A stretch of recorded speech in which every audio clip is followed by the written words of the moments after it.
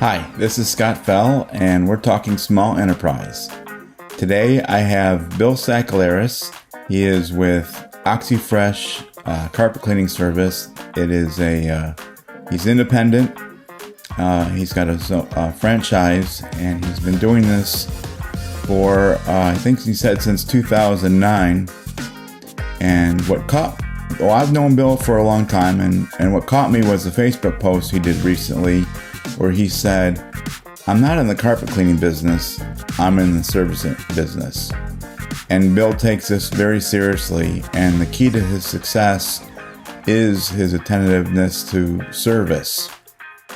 And one thing that I really like too is that he discovered that for his type of business, the importance of Google My Business and online after he's tried some more traditional advertising. So please have a listen to Bill Sakalares.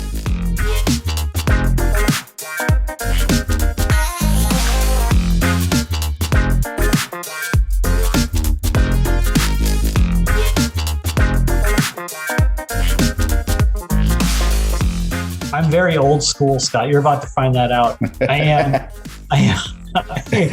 much happier in the 80s than I am in the 2020s. Yeah, I find a lot of people that, like you are, when I saw you on Facebook, was a month or two ago, and you were talking about how you were in the service industry, Yeah. and I think there's a certain kind of person like yourself that's what you do, Yeah. And the technology doesn't matter to some people, and when I moved here to Tennessee in the small town in 2014, a lot of people love their flip phones and refuse to get smartphones. Yeah. I'm not quite that bad. Yeah. I do like some of the functionality of the smartphone, but I like the simplicity of the flip phone. Yeah. If you back up 30, 40 years, I mean, who would those people have been? Would they have been, dial-up people for the internet? Yeah. Maybe I'm keeping my dial-up. I'm not going to that broadband. Well, do you remember when we were kids, you had the dial, and then it converted at some point to touch tone? Yeah. Well, so we had this family business, and I just remember we always had the dial tones, the dial phone.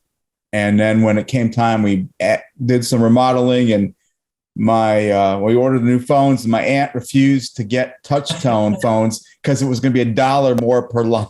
I'm like, this is ridiculous. We got Brett all those money we spent on this, it was a fight to get the touch tone, and it made life so much easier. That's funny. Remember doing the dial-up phone, the dial phone, and be like, man, I think it slipped. Was that a 5 or did it go all the way to 6? Yeah. Oh crap! Got to start over again. Oh, the kids today wouldn't know, would they?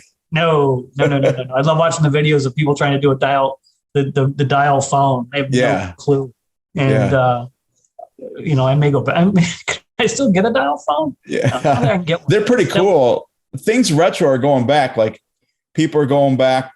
Records. We already know people went back to records. Yeah, and then some of these old gaming systems. People, the retro's coming back. But I'll tell you, when it comes to the phone, I would love I had a Motorola StarTech flip phone, and you could talk on that thing for probably a week or more without ever having without charging it.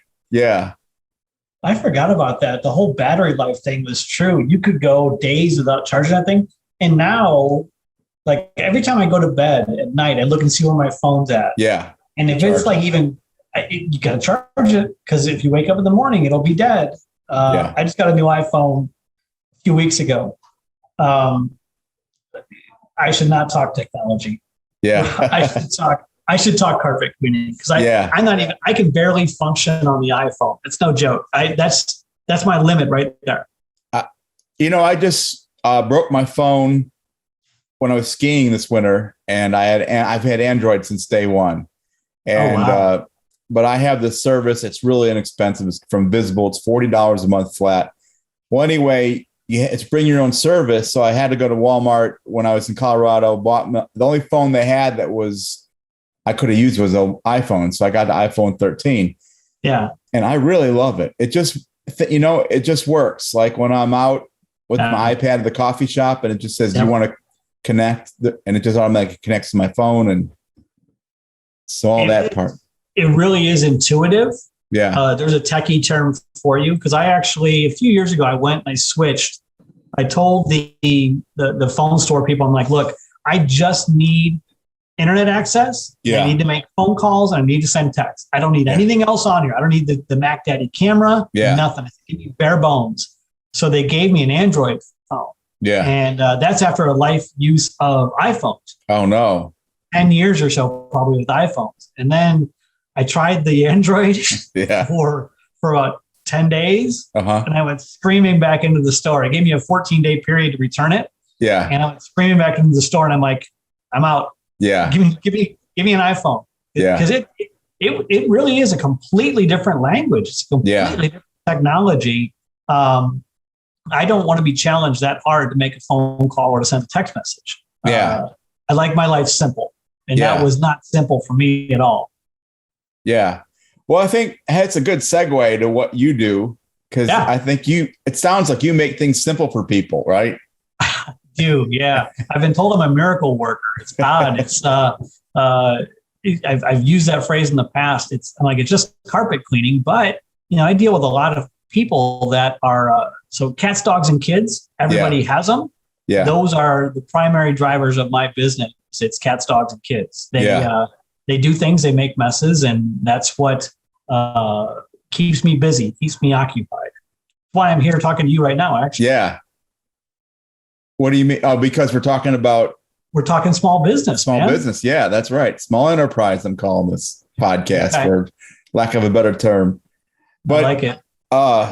But that, like I said, that Facebook post, when you said that aha moment for me, when I heard you say that, and you're always very serious about what you do, and you just stress how much things bother you when they're not right. I mean, correct. I wish you were, if you were here, you'd be the guy to call for me, Yeah, no, I've been doing this for 13 years now. Yeah. I'm a former corporate America guy. I lived in that world for a long time. I worked at Stanford back in the day. I'm very familiar with being in a very academic white collar world.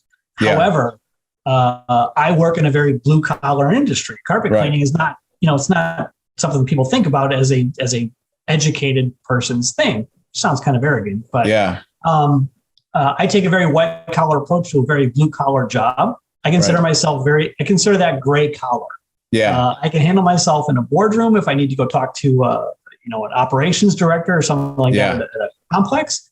But also when it comes down to going out and doing the actual heavy lifting of the work itself, I'm fine doing that too. Yeah. So this just fits me really well. It took me until I was, I think 43, 44 when I started the business. So it wasn't like I came out of school, right out of college at Illinois State. And I said, hey, this is where I want to be. It took me a while to get there. When did you say you started this? I started this, actually my mom's birthday, April 6th, 2009. So that was kind of like my driving day. Yeah. My mom raised 5 kids by herself and she worked literally 7 days a week. So I learned a huge work ethic from her because of that. And I'm like, I'm going to start my business on her birthday as like a little commemoration of her and her work. Right. So April 6th, 2009 was my first day in business. Yeah. So just over 13 years now. Yeah. I remember we connected probably not much after that. And we talked about, what you were doing and a little bit about what we're talking about today too. But if we can back up, tell us about, we obviously you said carpet cleaning, but you're with OxyFresh. Correct. Yeah. So it's funny. So I live in an area in Northwest Arkansas, which some people are familiar with, most people aren't. So Northwest Arkansas is this really unique area. Walmart is headquartered here. There's 15,000 people that work in the Walmart home office. There's another 15,000 people that work for companies like Colgate and Coke and Pepsi and Nike and Converse and Levi's. The support community for Walmart, they all have offices here. So it's a very progressive area, very large area. It's probably approaching 600,000 people in this area now. Wow.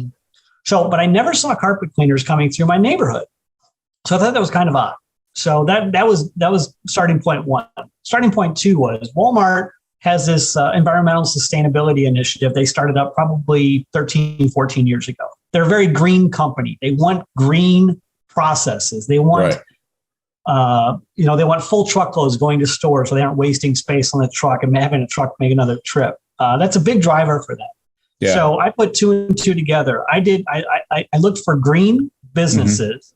And again, never noticing a carpet cleaner coming through my neighborhood. Just did a quick Google search. Google searched green carpet cleaning, and OxyFresh, which was based out in Denver area, popped up on my search. Mm-hmm.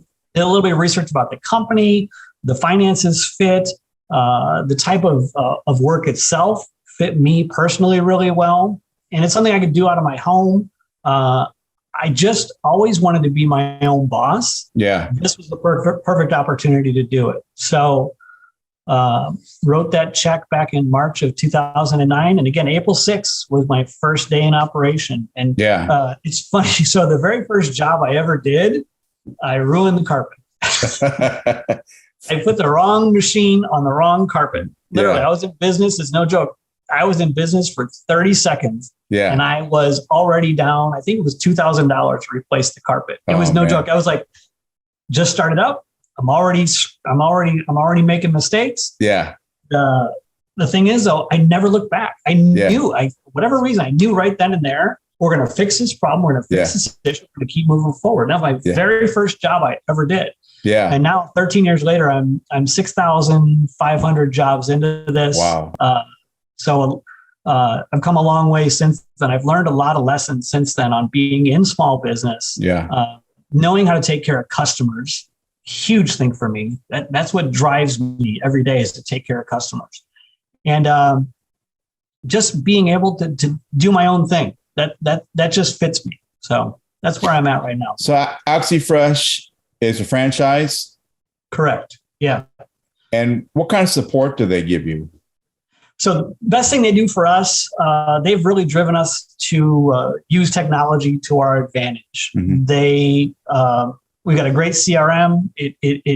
My customers can find me. They can book appointments online. They can call my call center. They can go to oxyfresh.com, read about my company, read about my process, read about me. It's a great website.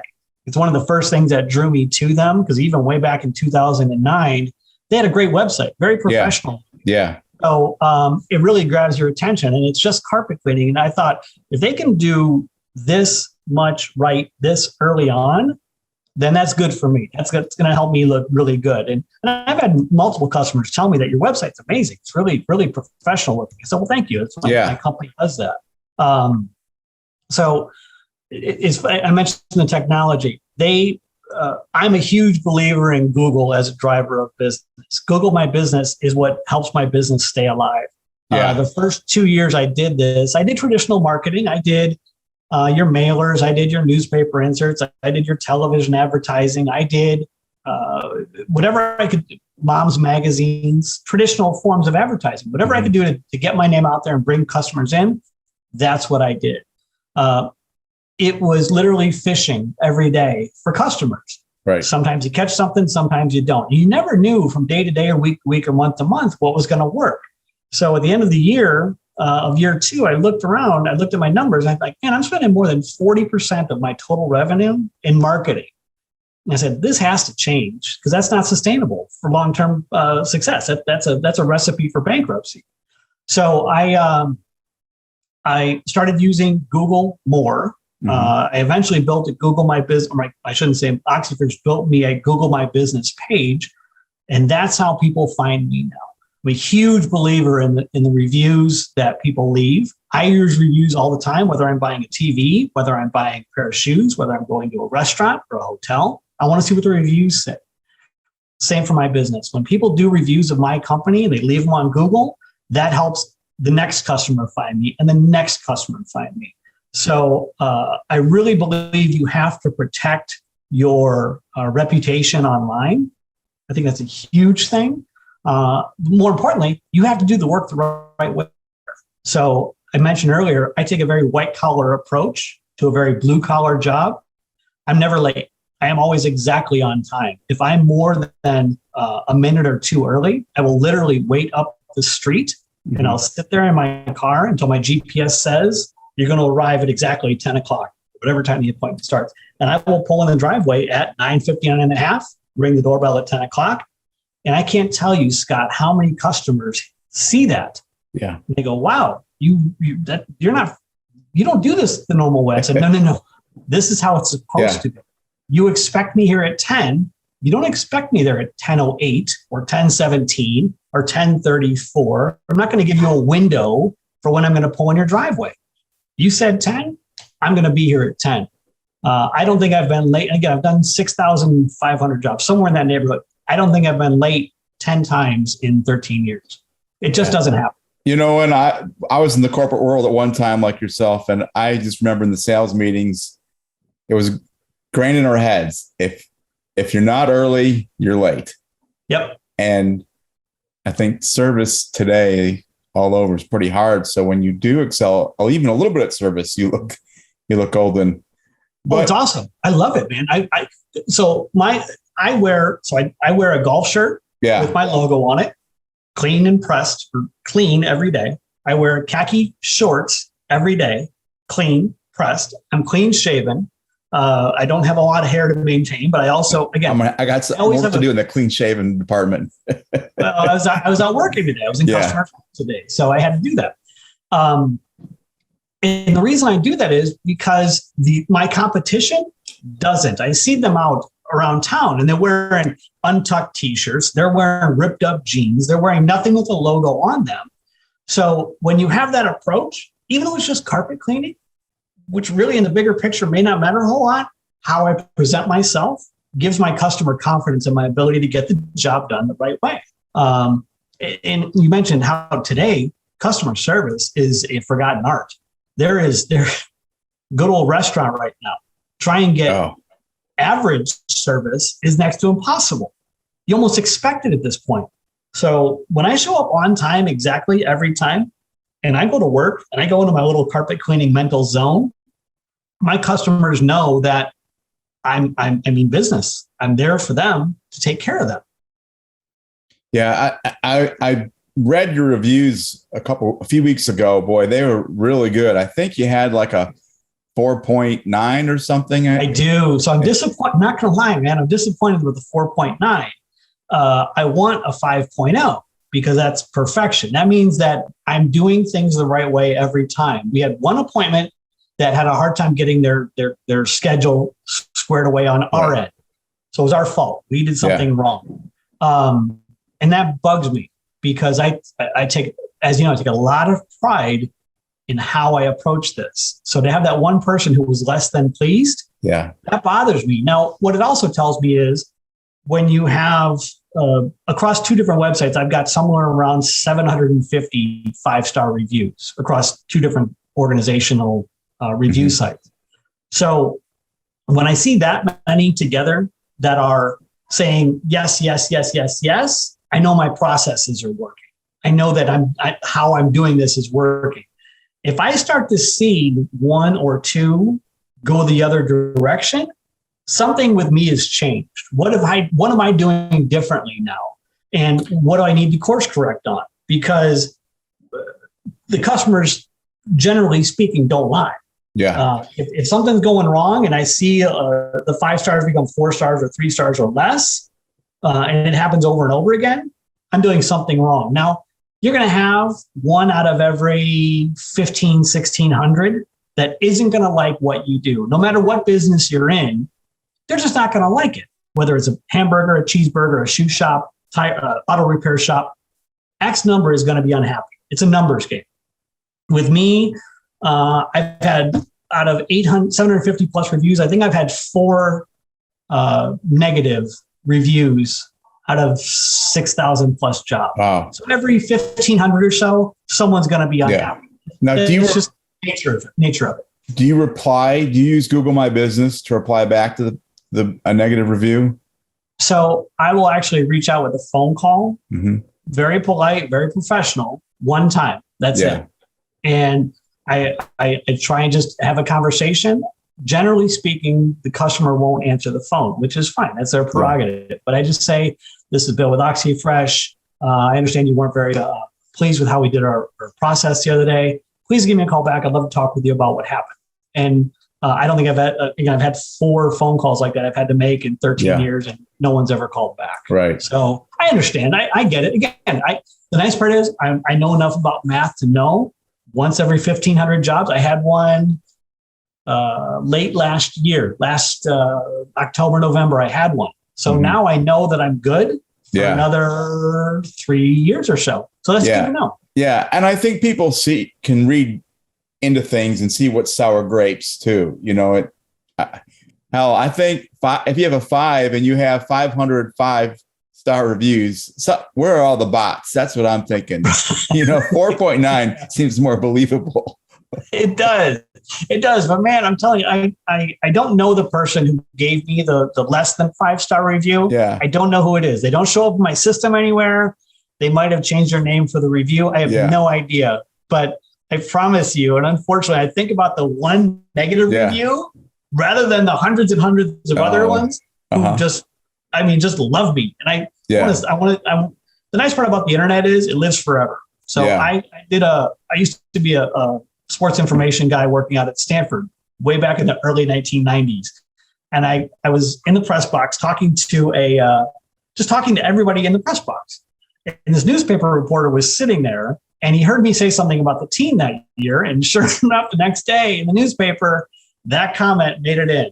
If you Google search my name and Stanford University, guess what pops up right there? This is 30 years ago. Yeah. It was right there at the top of Google for me and that thing. So the nice part is with my business now, that 30, 40, 50 years from now, when my kids take over and they start running the business, that's never going to happen. Yeah. But they'll be able to read about me, and they'll be able to see that Dad tried. Yeah. That Dad had people all around Northwest Arkansas who really appreciated what he was doing. Yeah.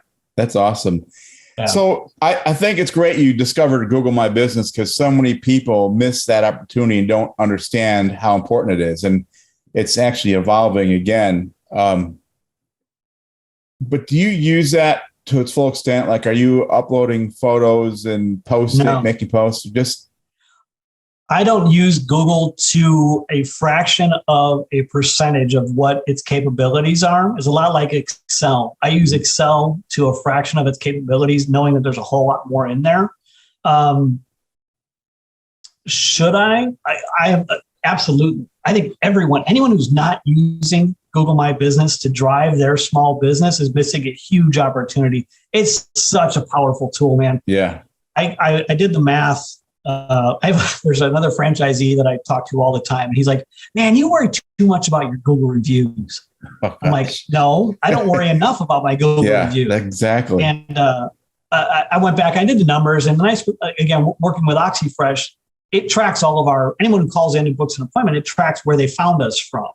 And the numbers that Google pulls in, it is absolutely stunning to me. My ROI on that, I mean, since it's so tiny, it's literally, I can't even begin to describe the return on Google My Business for me personally. It's enormous. Nothing like it. And I imagine with doing such a good job, when you people are searching just for carpet cleaning, and then you're coming up because Google search results rely heavily on what you have in Google My Business.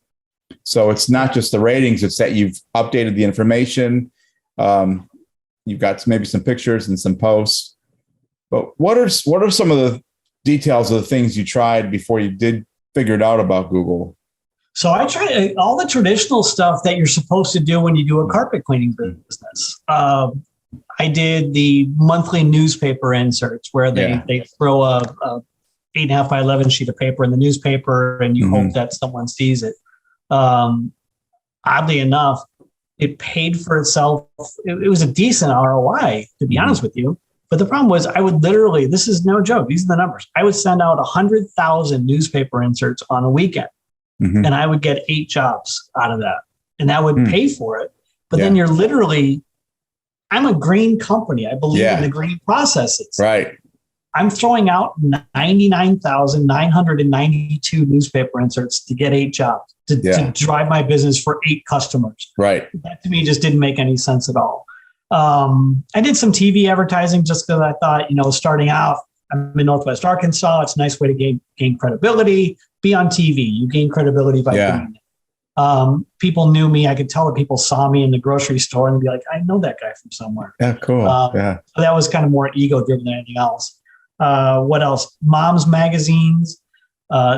Typical residential customer is the wife/mother in the home. They're generally speaking, not to make generalities like that, but generally speaking, they're the ones that are making those decisions for carpet cleaning. I did I did that for a year and a half or so. What I've found though is the best driver of business is word of mouth, doing a good job. Neighbor tells a neighbor, son tells a mother, sister tells a brother, that sort of thing. That's how my business is driven. So when I got away from the traditional methods of advertising, newspaper inserts and TV and things like that, and went into word of mouth, I started knocking on doors. I would go to apartment complexes. I would go to condominium associations. Real estate offices are great for a business like mine because real estate offices, there's always somebody there with floor time. They're always there sitting, waiting to someone walk in the door. So I would walk in and I would say, I'm Bill with OxyFresh Carpet Cleaning. I've got a great new carpet cleaning process. It's low moisture. It dries really quickly. It's chemical free. Perfect for this area. And I said, why don't I just go clean your conference room for you? You can kind of see what I'm talking about. And these people didn't care because they're sitting there by themselves all day long. They wanted someone to talk to. And I will talk about my business with anybody, anytime, anywhere. You're on a plane next to me, guess what? We're going to talk carpet. That's awesome. And they would do it. And what would happen is if they liked my process, they would hire me. And I would go to work cleaning empty houses. They're called make-readies. You're moving out, someone else is moving in, you make it ready for them. Happened all the time. Eventually, I built up enough business from my real estate offices, from my I would go to commercial office buildings and talk to the building managements there. And I would go to office buildings and demonstrate the process there. So eventually I built up enough of a clientele through that. I stopped all forms of advertising, traditional advertising. I literally have not spent a nickel in marketing, and now it's been 11 years. My marketing budget is 0, which is huge for a small business because, again, my first 2 years, again, was 40% of total revenue spent on marketing. So to be able to go from 40% to 0, that's huge to the bottom line. Right. That again goes back to word of mouth, knocking on doors, building that customer base. But even now, more importantly, Google. Everybody goes to Google to find a guy like me. So I've only got, on Google, I think I've got 65 reviews here locally, which is, it's more than anybody else here locally, which is great. Yeah. I know other franchises around the country have literally 1,200, 1,500. I would love to have 100 or 500. Yeah. With those, I know how much each of my reviews is worth annually in revenue. I would love to have 100 or 500. Yeah. I would make me really happy. But I'm just not, my process for getting reviews is not good. I'm great at cleaning. I am horrible at selling. Hey, give me a review. Yeah.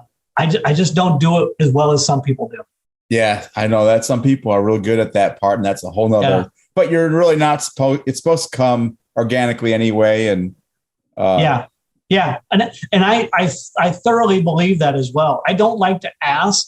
I've never been a good salesperson. Ever. In any job I've ever had, going back to high school, college, whatever, I've never been a good salesperson. It's just not my strength. My strength is my ability to work hard, work professionally, get you a good result, make you a happy customer. That's what I'm good at.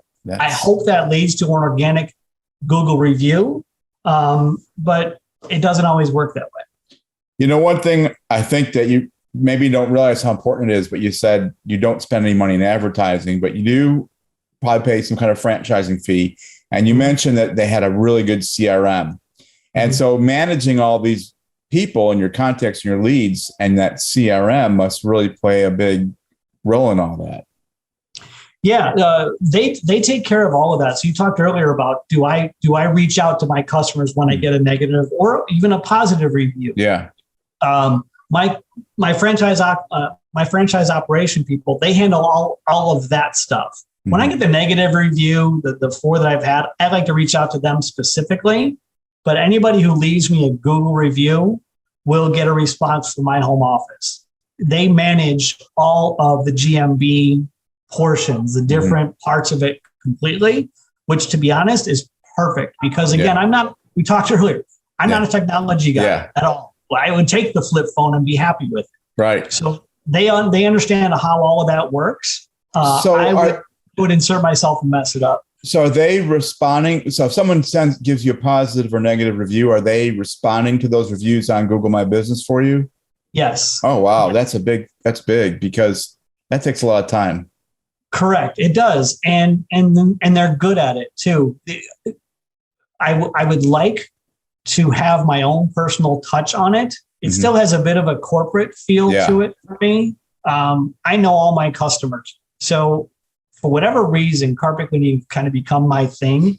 I can remember every job I've ever been on. I can remember little details about the home, about the cat, about the dog, about the spot in the corner. I remember all of them. It's a weird thing that I've sort of found this business. That I'm able to just I couldn't tell you what I had for lunch earlier today or anything, but I can go back 13 years. I still remember the very, very first job I went on. I remember knocking on the door the very first time. Remember all that stuff. But as far as these other things, I would rather be able to have my personal input on it, but I understand that that's what they do. They're much better at that technology piece than I am. Yeah. So, but on this CRM, do you use it? Could it send out email for you or postcards So we have that capability. We use Constant Contact. We do it every other week. We do a Constant Contact email. Goes out to my entire database. Anybody who we capture an email address from is going to get an email from us with coupon offers and things like that. I typically do more of those around holiday times. People are more aware of carpet cleaning at holidays, family coming into town. I mean, it's graduation season for us here in Northwest Arkansas right now. So I'm getting a ton of business for getting ready for graduations and whatnot. So Constant Contact is a big part of it. Do you use Constant Contact yourself, or does OxyFresh use it for you? OxyFresh does it. They take care of all of that for us. So I am able to edit my coupons, which I like to do. They have sort of a template that they'll use, and you can sort of amend it. This is where I do get to sort of, in kind of an odd way, I make more of a personal connection with my customer via the rather generic template of a Constant Contact email. So I try to give it my flavor where I'll edit the message a little bit. Again, they handle all of that. It sounds like OxyFresh is really done right for you. Do you think you could have done as well if you would have gone alone? No chance. From day one, their ability to the cleaning process itself, which is different. I mean, it's not like your traditional van rolling down the street, dumping out 300 feet of hose and doing all that stuff. This is nothing like that at all. So the cleaning process itself is completely different. Then you take into account the technology aspect of the CRM, which handles, I can tell you how many jobs I've done. I can tell you how they found me. I can tell you how many jobs, where my customers are calling me from, which zip codes I'm getting more play from. It's all in there. The data is all in our site for me to capture and use any way that I see fit. It's kind of like, again, we mentioned Excel earlier. There's more in there for me to use than I'm actually using. For sure. And could I do it by myself? No chance. I've even got a call center, so I don't answer my phones.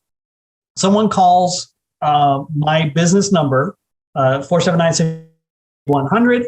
There is a call center that phone call will automatically shoot to Denver, Colorado, where we've got half a dozen people or a dozen people answering phones from all over the country and Canada. Yeah.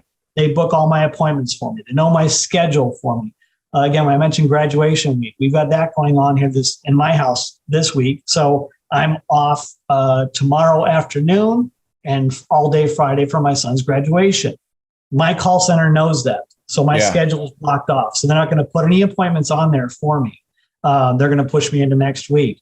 The nice part about that is I don't have to worry about answering my phone. Yeah. Never answer my phone. You call me and I'm on an appointment, I'm not going to pick up. Yeah. I'm going to let it go through to voicemail. My voicemail will tell you if you need to book an appointment, call 636-8100 or go to oxyfresh.com. And they will book the appointment for me. They know my pricing, they know my scheduling, they know everything about me. Yeah. Well, that's a huge perk. The business of running a business can sometimes keep you from doing running your business, right? Absolutely. If I was to answer phone calls all day long and respond to text messages all day long, there would be no cleaning. There would be no. First of all, nothing makes me more bothered than check into a hotel and the phone rings at the front desk and I'm standing there ready to give this person my credit card. And what do? They answer the phone. I'm there with credit card in hand, ready to pay for my room.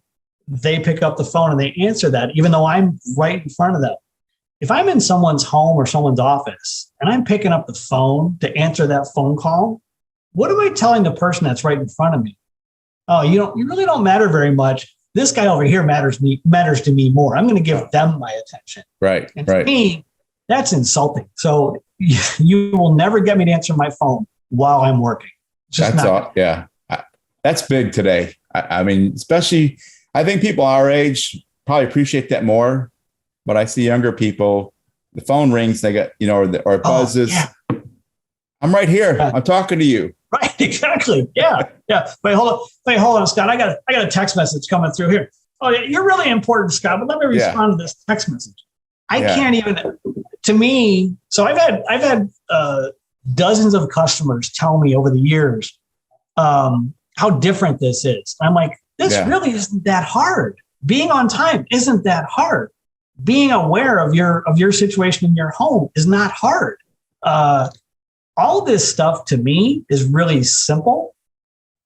Some people just don't get it. I've had multiple people tell me, well, I'm going to be early for that carpet cleaning appointment if I can be there early. No.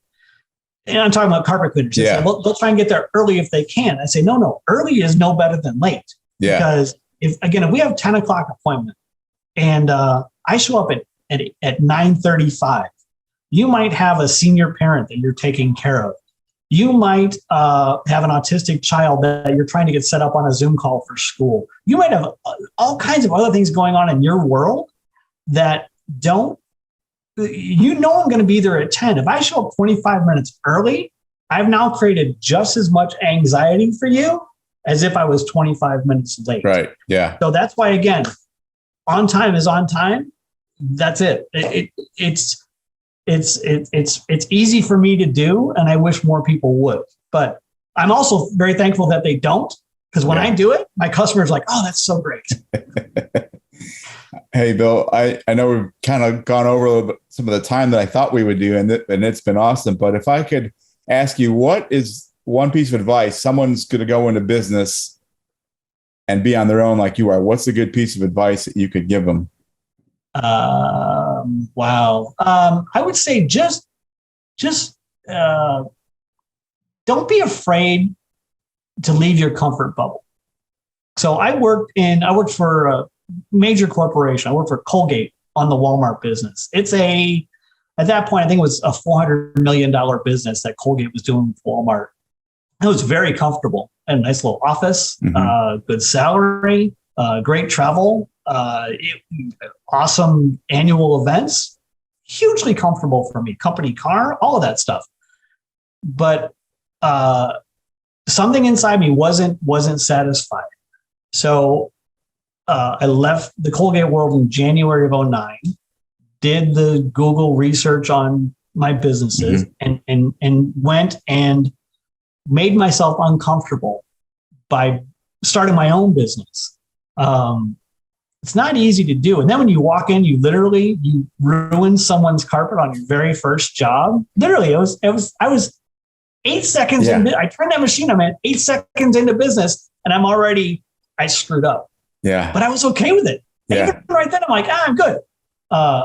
Really uncomfortable at first, but now that I've done it for 13 years, I'm glad that I did it when I did it. Looking back, I probably should have done it sooner. But again, when you're comfortable, right, it's easy. Yeah. It's easy to stay comfortable. Yeah. That's good advice. And you hear that over and over again. Yeah. You got to be uncomfortable a little bit.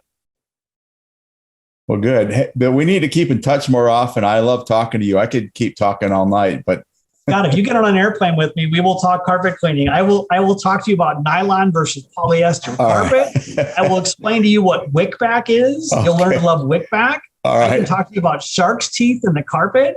I could. We got to get Larry Beers in too, because he's hardwood floors. He's a hardwood floor guy. Yeah. He's a little bit hoity-toity for me. I can't do the hardwood floors, but together, you can have a mix, right? Yeah, that's true. Yeah, we could. Larry and I can talk square footage all day long. Yeah. We'll talk about all the different technicalities of that stuff. But yeah, no, I love talking about it. It's really weird, man. I didn't think this growing up in high school and college that I'd be cleaning carpets someday, but I love talking about it. Yeah, it's odd. Well, good, Bill. It's been great seeing you again and talking with you. I'm going to sign off so we can let you go. All right, cool. All right. Hey, thank you so much. Thanks for having me on. I'll talk to you again soon. See you, Scott. All right. Bye, Bill.